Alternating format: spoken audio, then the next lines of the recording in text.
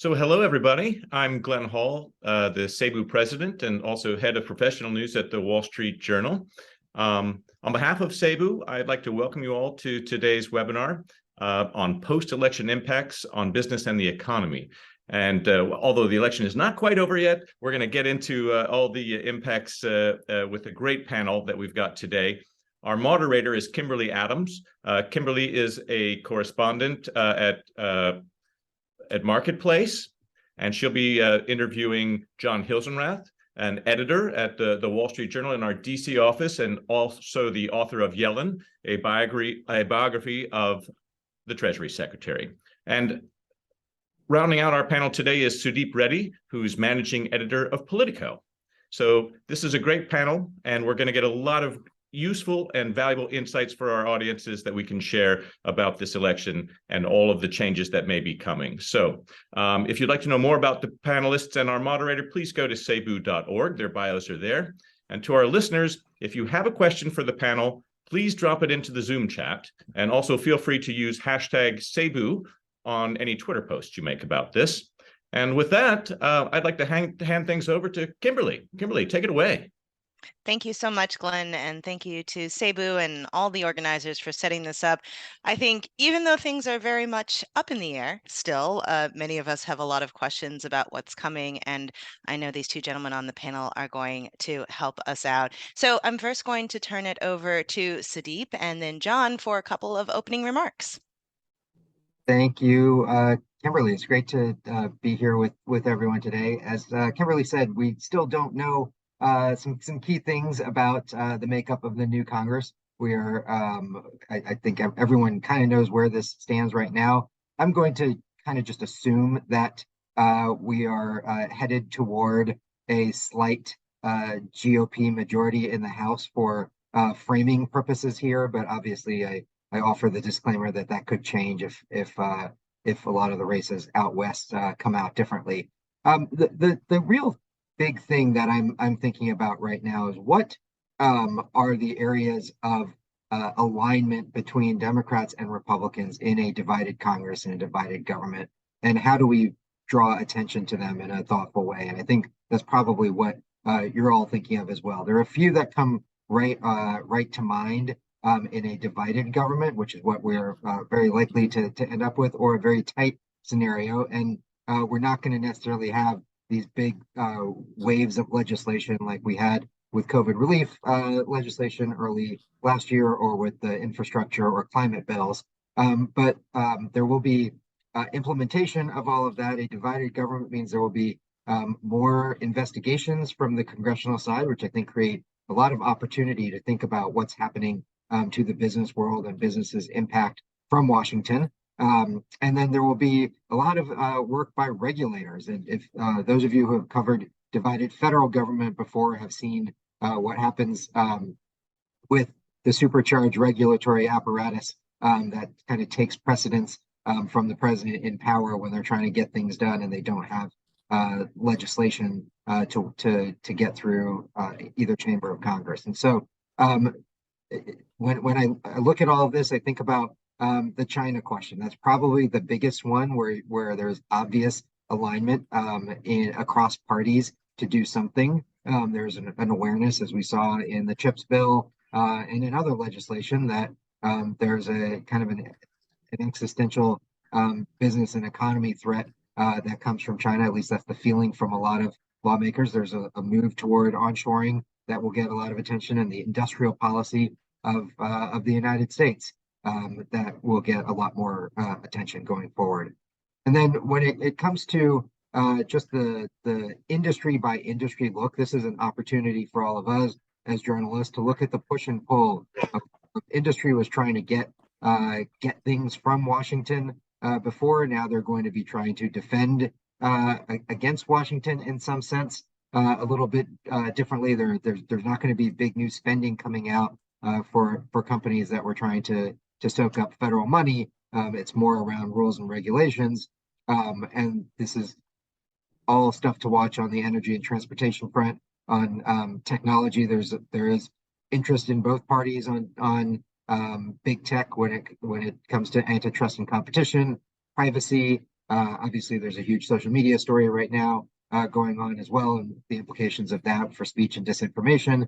And then in the finance and financial services realm, with just what we've seen in the last 48 hours with FTX and Binance and the meltdown there. There's so many other areas in labor, of health, defense, food and farming, taxation that we can certainly dive into that are high on our radar about what will happen. And of course, I don't want to pause without saying, like, at the state level, there's going to be a lot of interesting activity, and I'm sure we'll touch on that in a bit. John. Okay, thank you, Sudeep, for passing the baton over to me. It's a pleasure to be on this panel with everybody. Sudeep is an old friend and co-worker of mine, so you get to watch the two of us go at it the way we used to in the newsroom. Glenn Hall is also a friend, and I'm happy to meet Kimberly. So I want to take a slightly different twist on our conversation today. I'm gonna take the Sherlock Holmes angle and talk for a minute about the dog that didn't bark, and talk a little bit about how you storify that. So the last election we had was a mess. It ended up with accusations of widespread fraud and wrongdoing, months of debate, disagreement, uncertainty for financial markets about how things were going to turn out, which, as we all know, ultimately ended with a riot on Capitol Hill over the outcome of the presidential election. And going into this election, a great many people were concerned that this might be the new normal, so to speak, that what we might be, that the very system of democracy that holds the federal government together might be breaking down. I've been very interested in this subject because, as I just finished writing a biography of Janet Yellen, and as I got deeper into that reporting, I came to see how centrally important the institutions and trust in the institutions of government and market are to keeping our system running.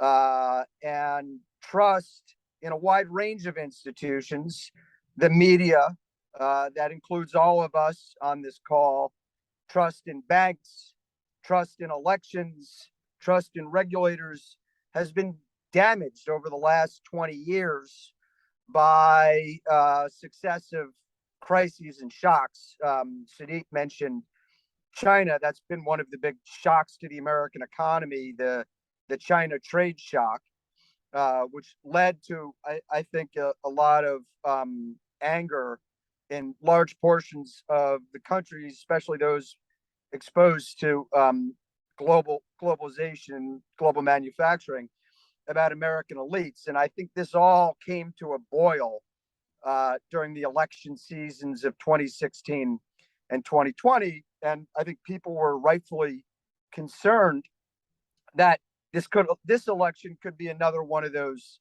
nightmare scenarios. So as I was watching the outcome over the last couple of nights, it occurred to me that there's some good news here in the dog that wasn't barking. We weren't seeing reports from polling places of conflicts and disagreement over ballots and who gets to vote and who doesn't get to vote, and when polls open and when polls close.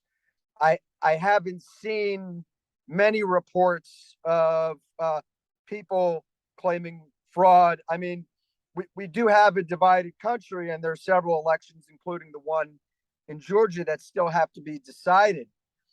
But I'm not seeing the attacks and disagreements about democracy itself as part of these midterms so far. And that strikes me as good news. I think it's exceptionally good news for the economy and markets, because markets don't function without institutions that work. institutions, including the media, banks, and democratic governance. And so I was thinking before this call, so how do you write a story about a dog that doesn't bark? And is it a story? And I'll throw it out there, Sudeep and Kimberly. I think it is a story. And if I were writing it, of course, I suggested this to my editors, but they never listened to me. But if I were writing this story, I would, my setup would be that going into this election, there was a great deal of worry that there would be, that it would be another disorderly experience, disorienting experience that could damage Americans' faith in the electoral process, and that so far now, who knows what's going to happen in Georgia? Who knows what will happen in Arizona and other places? But so far, to me, the biggest story of the 2022 elections is that it's been orderly. With that, I'll throw it back to Kimberly, and we can take it from there. Well, actually, Sudeep, I'd love it if you could pick up on that, because one thing that really jumped out to me is, we had all of these stories leading up to the election about this potential red wave, about potential disorder, that misinformation was going to take over social media platforms. And a lot of people, a lot of businesses, a lot of industries, the markets, and even the political parties, in some ways, were getting ready for that. And we haven't seen it. How does that change the calculus for these various actors moving forward? It's a great question. It's an important question. I think one of the reasons why things went smoothly is because a lot of the critical actors involved were prepared, and in a way that everyone wasn't necessarily prepared in early 2021, and certainly in 2020 as disinformation and misinformation spread. You could also just say we all got lucky here, and the same forces that exist are going to be lurking in the background, and that's why it's so important to remain vigilant as these things come up. And I know there are lots of things you can fault journalists for. One might say that there's fear mongering about this, but I think the fact that we put so much attention on the possible risks here is what risk management is all about. And this was a case where I think risk management worked out well, and we shouldn't necessarily say that because we didn't have a cyber incident involved in the election or some other issue involved in the election, that we wouldn't have to worry about it again, because it probably opens the door to other kinds of things, and there will always be bad actors who are adapting to whatever moment comes up. But there's also another just interesting element to this, and how the fact that we did not have a wave election tells us something about the electorate and the assumptions we make on the economy and on inflation. We had assumed, I think many of us had assumed, just looking at what approval ratings look like, looking at consumer sentiment, looking at some of the key gauges, that people were going to take the economy and do the old it's the economy stupid line and connect it directly to their voting behavior. And it shows that there are much more complex factors here than people voting on inflation. And I think while it obviously came up in exit polls as a top issue, it was not necessarily the only issue. And that is also an important, valuable warning for us as we head into 2023, where there will probably be further increase in the unemployment rate heading into a presidential election cycle. And it's valuable and important for us to not necessarily overdo it and do doom and gloom scenarios, whether it's covering economic gauges or covering the stock market, where I think the mood of the media is often driven by the state of the Dow or whatever your preferred index is. And we have to be careful to not let that be the driver, because it runs the risk of shaping the public mind in ways that may not necessarily be healthy. Donna, Hey, thank you. Sudeep, Go as ahead. a representative of Dow Jones, Glenn and I want you to know that we appreciate you highlighting the Dow as your preferred index. Thank you very much. Still love the Dow. Everyone should. As you think about, John, how to tell that story, though, of divided government and the economy in divided government, I wonder how prepared even these parties are to rule or govern or whatever in this context, because the Republicans seem to certainly be surprised at the outcome. The Democrats are a little bit surprised. Were they ready? Yeah. And how do you tell that story? Well, so in terms of are they prepared to rule? I mean, I think most people in Washington went into this cycle thinking that, you know, the party in power was going to lose seats and potentially lose one, if not two houses. So, you know, so I think that they have to have been game planning that for a while, because it is the kind of norm in the economic and the political cycle. I frankly think it's a strange norm. You know, what tends to happen is when a new party takes power in the White House, very often what they say or what their base says is, well, we only have 2 years to get things done, because then we're going to lose seats in Congress, and so we have to push really hard and get it all done right now, because you always lose seats in the midterms. And I just think that's kind of a curious cause and effect view of how to do things. I wonder if maybe someone took power and said, let's not overdo it, because if we overdo it, we might lose seats in the midterms. If this kind of cycle of overdoing it and losing seats in the midterms might end. In terms of covering this kind of new moment of divided government that you raised, I think Sudeep laid it out pretty well. And I think a lot of people have been preparing in Washington for a while for what this means. I mean, what it means is that tax and spending bills are unlikely to make much progress. I think there are certain issues that even though both parties might agree on certain facets of an issue, that they won't agree to get a deal done, because then they lose a hammer to beat each other with. You know, years ago, this was ANWR, like the oil reserves in Alaska. There were lots of ways to find compromise on whether you should drill in ANWR or not, but both parties liked attacking each other on the issue, so nothing ever got done. I think immigration is that issue now. You know, I think most people would agree that there needs to be a more orderly process of managing people coming to, in particular, our southern border.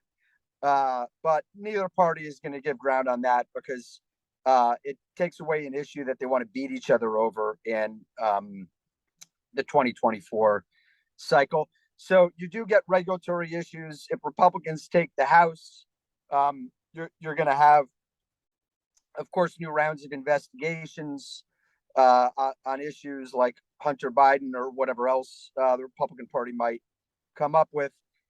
The area that I'm interested in as an economics reporter is, and this is something Sudeep and I spent a lot of time talking about and covering in his time at the Wall Street Journal, is what happens on budget policy and debt ceiling policy, right? So the debt ceiling is this very strange instrument that the government has, in which the federal government limits how much it allows itself to borrow. It doesn't limit how much it allows itself to spend, but once debt reaches a certain level, they say, well, we can't borrow anymore. And that always runs the risk of causing a great deal of disruption, because we need to borrow to fund spending in excess of taxes. And during the divided government of the Obama years from 2010 on, pretty much, there were repeated cycles of disagreement and debate between Republicans and Democrats over what do you do about the debt ceiling? How do you get both sides to agree to raise this thing so that the government could continue to operate? Now, during Trump's years in office, Democrats went ahead with raising the debt ceiling without using it as a source of leverage to get the Trump administration to do other things it wanted. Republicans have signaled pretty clearly that they want to use the debt ceiling as a tool, for instance, to impose spending restraint, the kind of spending restraint they frankly didn't impose on themselves when they were in power. So I think we're going to have some difficult debates over the next couple of years about that are oriented around shutdowns of the government in September and October related to the annual budget cycle, and also shutdowns and potential spasms in markets related to the debt ceilings. And that could be very unsettling for markets. I think we can assume that that the Republican Party is going to be somewhat fractured on how it wants to deal with these issues. So it's going to be very hard for the Biden administration and Janet Yellen at the Treasury to create the kind of consensus that's needed to manage the debt ceiling to keep the government from closing down and defaulting on obligations like paying Social Security, Medicare, and interest on the debt. Sudeep? Those are all, by the way, stories. I think those are all stories that people should go out and write. Right. I mean, Sudeep, the debt ceiling one is going to be coming up relatively soon, and potentially even before we have our new Congress sorted out. So, what sort of unique ways would you suggest people approach these stories? Because some of them are indeed places we've been before, investigations that may or may not be relevant to the way that the economy runs, the debt ceiling, when, deep down, are we really going to let the US government default on its debt? So, how do we sort of insert some newness and some actual value to our readers or listeners or whatever to these stories that we're probably going to be coming back to on a regular basis? So we're in I think a unique moment. If you had picked any other year where we're watching fights around the debt ceiling or a shutdown, they were all their own spectacles in each moment, and they're worth covering. This reminds me a bit of the scenarios we were dealing with back in 2011 with the rise of the Tea Party and a handful of lawmakers being able to create a problem there. I think I recall some stories from John a decade ago about how the Fed was preparing and government regulators were preparing for a potential default on the debt. What's I think unique about this moment is that we are on the front end of economic slowdown. And obviously, we've seen enormous volatility in markets over the last year, and we have the potential of a self-inflicted wound being more impactful than it would have been in any of these prior years. And when you think about what those stories look like, there are ways to put the people and companies on all of that on the front lines of that story, because we are seeing reports of layoffs. We are seeing reports of private sector activity slowing as a result of what the federal government is doing. And we can connect the dots between what might be happening on the ground in communities in Wall Street, in Silicon Valley, of course, but also in individual communities where businesses are making decisions about a slowing economy that is obviously engineered. Partly the slowdown is engineered partly by the Fed, and it's partly due to a failure of government to deal with inflation in a certain way. Connecting the dots between what's happening with real business activity on the ground and what's happening in Washington, and holding lawmakers to account about the risks that are being created from those kinds of self-inflicted wounds. Those are the kinds of things that I think are important to highlight.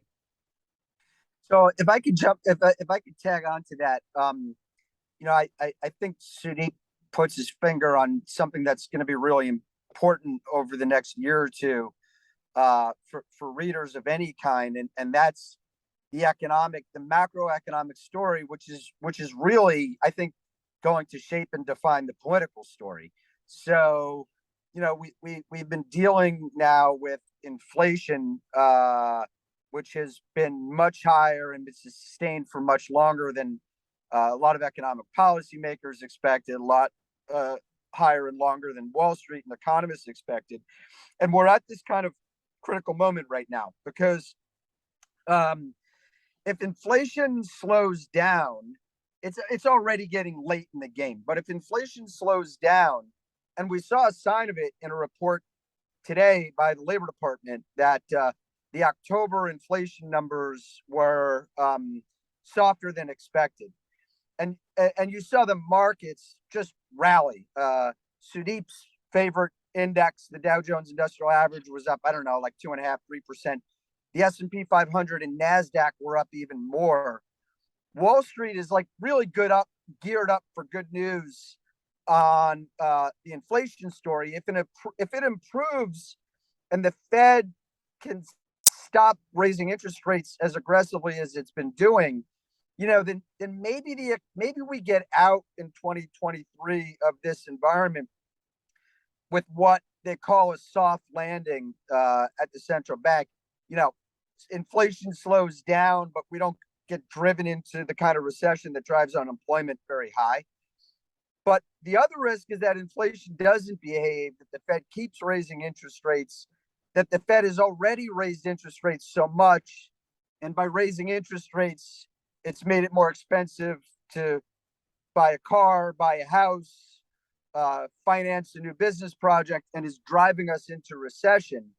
And if that's what happens in 2023, 2024, that completely reshapes the economic narrative and the political narrative.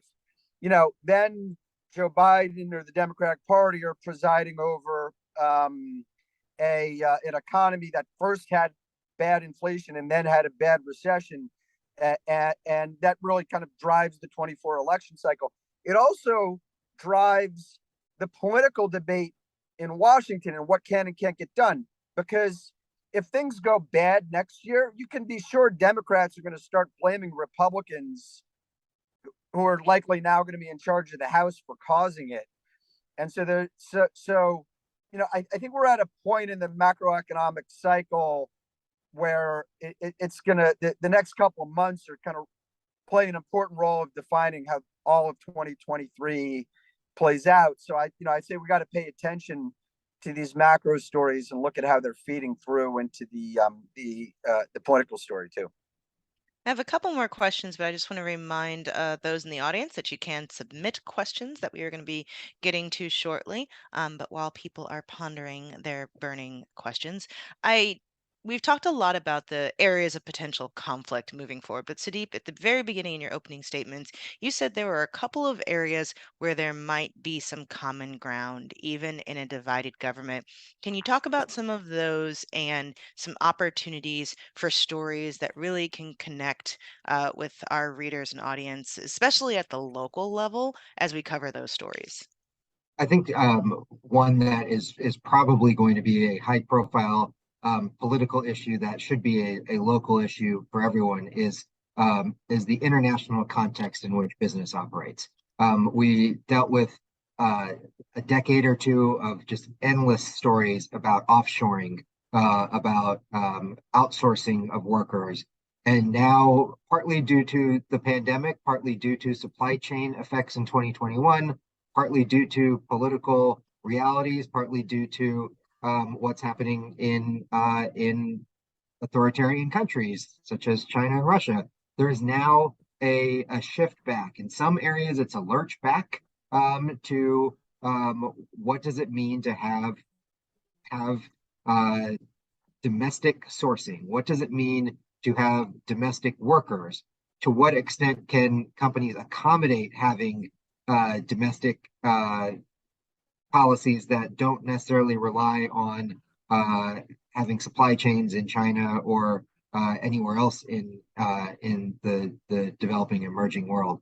So what does that mean from a company perspective for the companies that you're covering locally? How are they reorienting for that kind of world? What does it mean for from a policy perspective? There are city, county, and state lawmakers who all have, particularly in larger cities and larger states, all have teams that are trying to recruit and retain companies. What are they doing, and how are they using the backlash against offshoring to perhaps engineer some onshoring to attract companies into those areas? What are the competitiveness questions that come up when companies are making those sourcing decisions about where they're going to place those new factories, whether they're coming from the CHIPS bill or from the climate bill or from the infrastructure bill or any of that, or if they're just due to normal business thinking about where they want to where businesses want to have their supply chains coming from. So all of that is just ripe for exploration because it is both a business story and a local and state policy story to just dive right into because there's a lot there. The one other area I would just flag as an area of opportunity is when it comes to the huge amount of money that was committed from the climate and infrastructure bills. There's just billions, probably trillions, obviously hundreds of billions in the coming years that will be deployed. And that is going to require a lot of, I think, flexible thinking from journalists to attack that story in a meaningful way. Obviously, money pouring in is one thing, but to what extent are Republican leaders in some of these states who might be arguing against wind or solar or electric vehicles or any of the advanced clean energy technologies, to what extent are they actually going against their talking points to try to attract business in?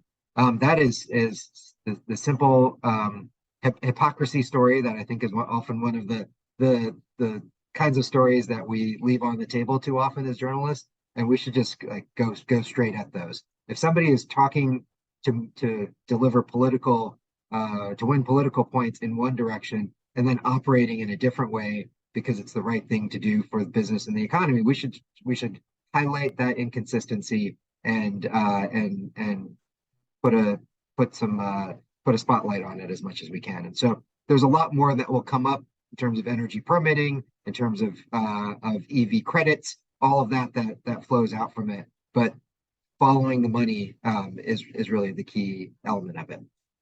Yeah, if I could jump on what Sudeep said, I think that the other piece of calling out politicians, the broader perspective there is really about accountability.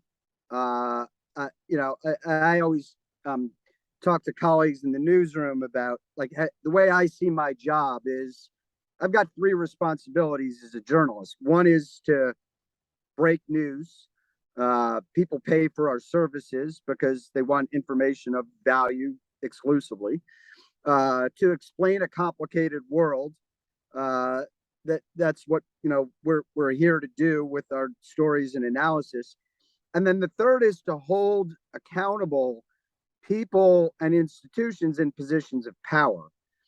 And that's a really important part of the job that Sudeep put his finger on. I would say the other part of that, as it relates to all the money that's being spent by Washington state and federal governments, is it's incumbent upon us to find the stories where the money is being misused, where there's waste, fraud, and abuse. That's part of the job of accountability journalism. We certainly saw a lot of that as it related to the Paycheck Protection Program that was started in 2020 with COVID. And there's going to be a lot more of it. These are humans, and among humans are people who are going to try to make a quick buck or use that quick buck wastefully. And we got to find those stories. I think the broader point that Sudeep touches on is that every global story and every national story is also a local story. The stories about the red-blue divide started at home in our backyards. The stories of globalization and how they affect factories start at home in the factory down the street. The story of COVID and how it affected the economy started at home when it shut down your local restaurant. So any journalist out there has a canvas on which to paint big stories, because all the big stories touch every single one of us right where we live in our own backyards.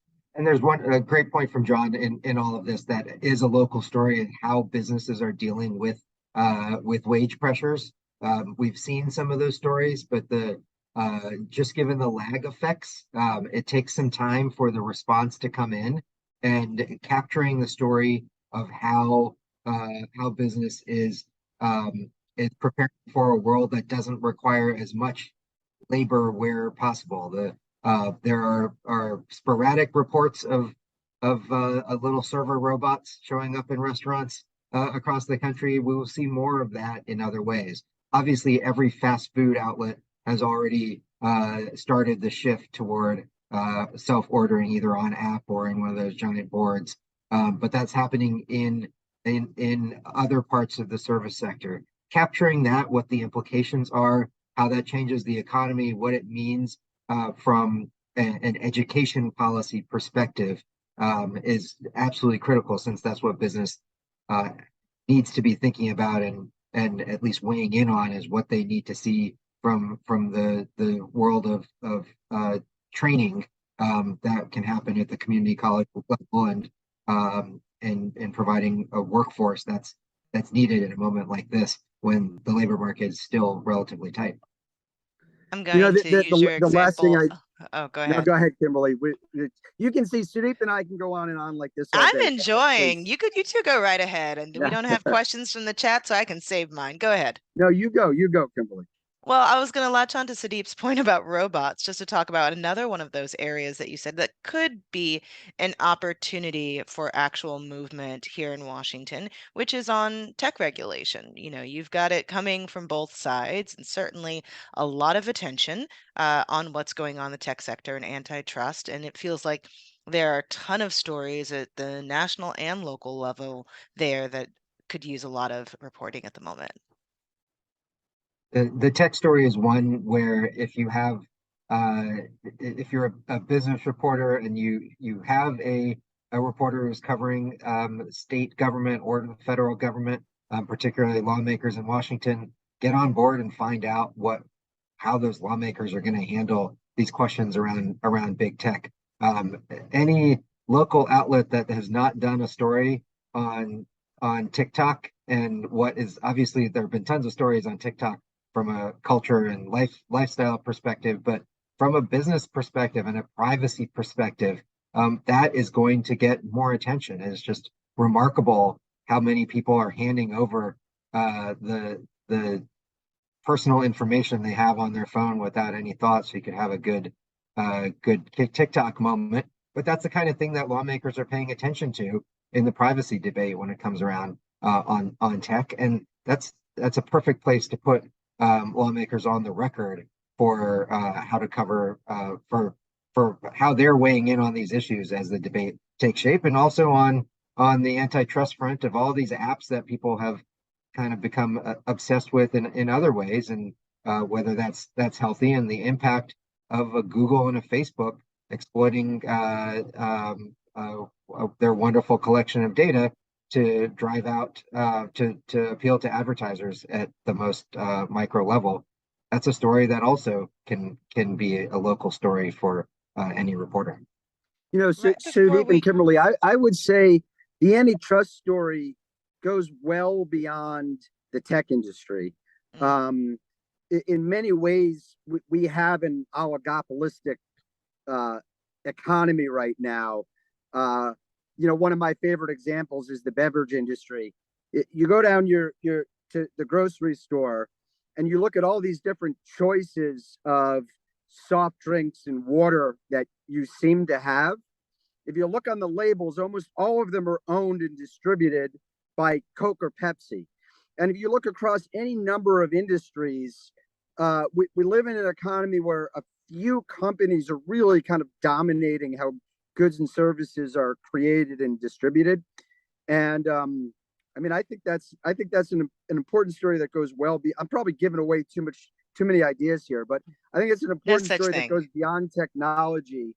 And again, it gets back to some interesting politics. You know, I was thinking the other night that Teddy Roosevelt was a Republican, and this might get to the question about culture wars that I saw pop up. Teddy Roosevelt was a Republican, and he became a progressive and a trust buster because you had a few companies kind of dominating the economic landscape in the early 20th century. And I think, we might be in a moment like that now, which helps to explain why the Republican Party is going through so many changes right now. Why we have these culture wars between the haves and the have-nots, the elites and people who feel like they've been left behind. You could argue that the two-party system dominated by Republican and Democrats is another one of those oligopolies. And so I just think we're in a moment where a lot is changing in the economy and in our political system, which makes it so fun and so interesting to be a journalist, because we're covering, as business and economic writers, we're covering really dynamic times. And what that means is there's always a story out there. If you just keep an eye on the facts on the ground and see where they lead you, there's always a story out there with some big picture implications. Sudeep, what's your take on Drew's question in the chat? How do you see the culture war conflicts over the course of the election playing out on business now that the election is over mostly? Well, actually, Kimberly, I was going to ask you that question because I want to hear your take on it as somebody who's following all this very closely. So I will in a moment. I think a lot of business is probably looking at some of the election results with a sigh of relief that some of the more extreme candidates did not secure wins, and some of the other races became close. And there are, with the exception of the My Pillow guy, there are a lot of business leaders out there who are kind of hoping to move on from the Trump era because they see it as a moment where they can get in a lot of trouble in communication. But there is still going to be a lot of pressure on companies to respond to public sentiment, and we're seeing that with Twitter and Elon Musk, how that platform has now become a signaling mechanism for people on whether they're going to use the platform over it is just a fascinating question, and how people are lining up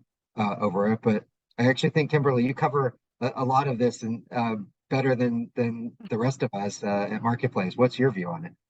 I actually imagine that businesses are in some ways in even more of a difficult circumstance, because when you had these very extreme candidates, it was pretty easy to say, you know what, no, we're not on board with that.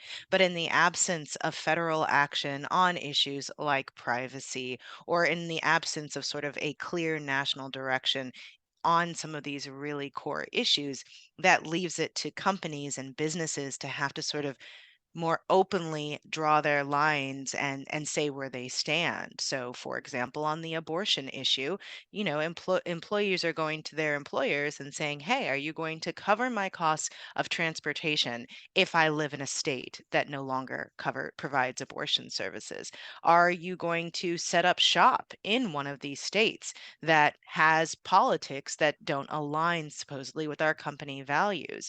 And so the increased polarization of America, I think, is going to put even more onus on individual corporations to be more open about where they stand, take a stand in circumstances where they might not want to, or risk more backlash, especially from these younger voters who we really saw turn out in this election. And our Gen Z is an incredibly powerful and growing political force, and they are very open about the fact that they expect the companies they use and the companies they work for, the products they purchase, to align with their values. And I don't think that's getting any easier for them.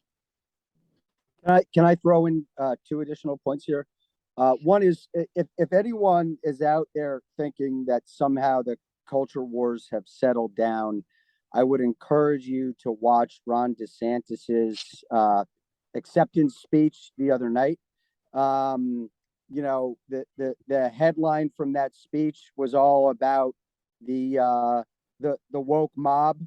And there's a business angle to what Ron DeSantis is doing, because he made Disney the target of his scorn leading up to this election. So, I mean, I think for a lot of opportunistic politicians, the culture war, as you call it, is still a very live issue. My way of thinking about it is, I use a different phrase. It's kind of similar, but rather than call it a cultural war, I call these identity wars. And this actually, I'm going to give a little plug here for my book. This comes out of the reporting I did for my book about Janet Yellen, because her husband, George Akerlof, wrote a lot of very interesting papers about the idea of identity, that people attach a great deal of significance to their group identity, to how they fit socially within some other group. And we have seen throughout history that group identity and oppositional group identity can become very, very powerful forces in the affairs of a nation. One example, in India in the post-colonial period, you had Hindus and Pakistanis literally slaughtering each other. In many ways, America has become a nation of red and blue identifiers. And people spend a lot of time signaling their identity to others. You know, when you drive down a road and you see someone in a pickup truck with a big flag coming out the back seat and an NRA bumper sticker, they're signaling, I'm a red. In the same way, when you see someone driving down the same road and they're driving a little Volkswagen Beetle with rainbow bumper stickers on it, or Roe versus Wade bumper stickers, they're signaling, I'm a blue. And this kind of cultural identity is very deep rooted. I personally think that it's become an industry in and of itself. Just watch Fox News or MSNBC and you'll know where people's identifiers go. And I think it's very it's a critical driving force of kind of how our country and economy work right now, and it's not an issue that business can easily avoid. And finding those as profiles of business leaders who are actually wading into it, I think are more interesting. Obviously, there are plenty who are trying to stay out of it. But the ones who are navigating it are the kinds of stories that I think journalists can bring a lot of context to that's important. Like obviously there are some firebrand business leaders who are obviously politically motivated and want to scream in one direction or another, and that's obviously an interesting story. But how businesses are dealing with it at a more granular level, how are they dealing with those pressures, is just a fundamental business and society story that is a culture story, a way to bring the business question to everyday life. And I think the way we saw business have to really respond at the launch of the BLM movement at the public attention of it in the summer of 2020 was just one of the most fascinating business stories that I've seen. And obviously, there are commitments that were made at that time that have not necessarily been fulfilled, and that's a story. But there have also been changes as a result of it. And so, how business responds to these moments in cultural and politics is I just think an important story for all of us to be doing as journalists first, but also as business journalists. And not just the outward facing actions of businesses, but also how they're operating within their own workplaces. Not the BLM story is a great example of how a lot of businesses had to look internally to see what they were doing before they could even take public facing actions, lest their own employees speak out against them. But we're also beginning to have a lot of generational and political conflicts within the workplace of some of these major companies and of even small companies that I think are also really interesting stories. I want to turn to Jack Ferry's question. What impact will a divided government have on the auto industry? A lot of plans are being made for battery plants in certain states, but can these go forward in a high interest rate environment, or are these already paid for with federal funding? John, do you want to start with that one? Well, I mean, I haven't looked directly at the auto industry, but I'd say there are kind of two factors here that don't really at this point relate to divided government. In fact, it probably cuts the other way. One is, as you say, interest rates are rising and high. That makes it more expensive to put up a new plant, which is a restraint on business investment on the one hand. On the other hand, the climate bill, it was called the Inflation Reduction Act, which was a bit of a misnomer. But like that has promised a lot of funding for investment into battery operations, wind operations, solar operations. So, there's going to be subsidized investment going into these things. And then I think it becomes a local story. So, if you're a politician or a business owner in South Carolina and you want that plant in your town, then all of a sudden your concerns about big government go away. And your argument is, well, if they're going to give me the money, I'm going to take it. And so I think that becomes the story as the climate funds start getting dispersed over the next few years, is you're going to have local politicians and local businessmen saying, if they're given the money, I'm going to take it. And people are going to be scrambling and fighting for it. And really two questions come to mind is a recession going to undermine all of that? That's one question. And then the other is getting back to local reporting. Where's the waste, fraud, and abuse? Where are the examples of people making promises they can't live up to?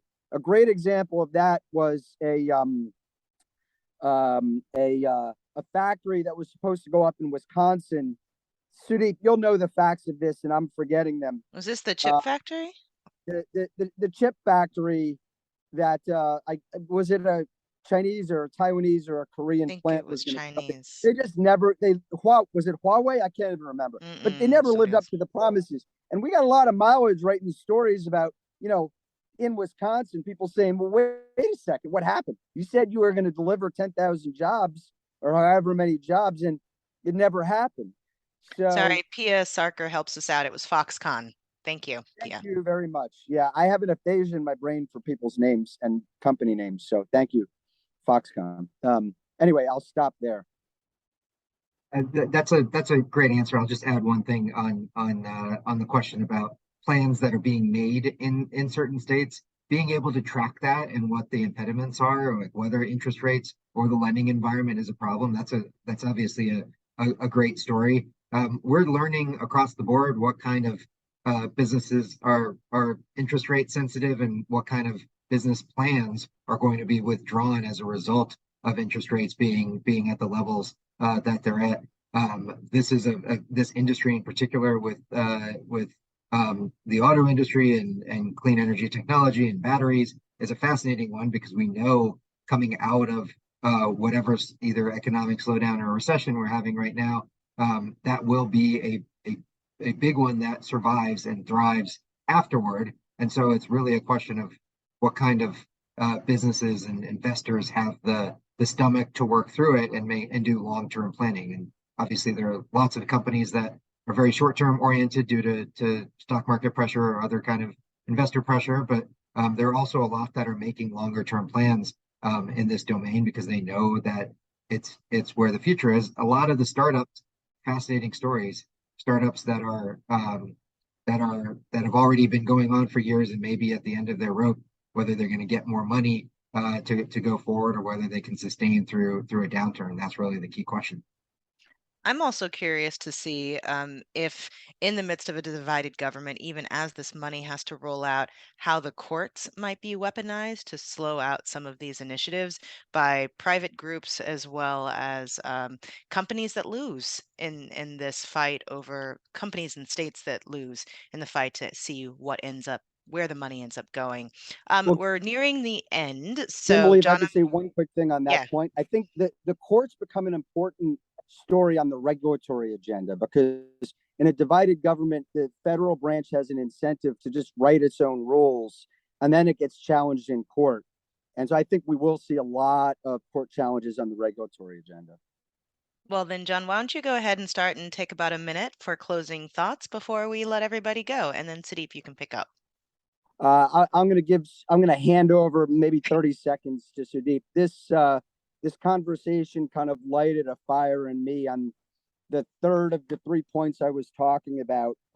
Break news, explain a complicated world, hold people and institutions accountable. I would encourage people to go out there and do accountability journalism, apply it with a neutral air on anyone in power. As journalists, it's our obligation not to be reds or blues, but to look at anyone in power and hold them accountable for decisions they're making. You can't go wrong if you do good stories along those lines. I will endorse the accountability element of this. Obviously, breaking news and doing good explanatory journalism should be part of what everyone does, but the accountability piece of it is just so absolutely important and top of mind, should be top of mind for everyone here in thinking through. The other thing I would just stress is because we are in such a fluid economic environment, staying on top of what's happening and thinking with every turn of the screw on news, what are the possible angles here that can deliver for whatever kind of audience you have. That's just an important opportunity. Obviously, Politico has a lens of policy and politics, and the Sam Bankman-Fried story and the crypto meltdown that's happening right now is a story with a political lens on it. But there's so many others in this realm, and the fact that there are people of all ages and all stripes across the country who are going to be suffering as a result of this very weird industry. That's a great story. So as you stay on top of the news, you kind of just have to remember to ask yourself, what are the different kinds of local and state stories that we can extract from this very moment? Because there's so many, and there's so many coming up on the areas that we've talked about. But the one thing I am absolutely sure of is that between now and the end of the year, there will be 2 or 3 other big things that come out of nowhere and surprise us and turn into really interesting stories that deserve the scoops and the explanatory work, but also deserve the accountability journalism. And so I'm excited to see all of that coming across the country. Thank you so much, Sudeep and John, and thank you to everyone who watched or who's going back and watching the recording of this later, which you can find on cebu.org, and you can also watch out in your email to find out about future events. Thank you, everyone, and I hope the rest of y'all enjoy the remainder of your week and have a great weekend. Thank you, Kimberly. Thank you. See you, John.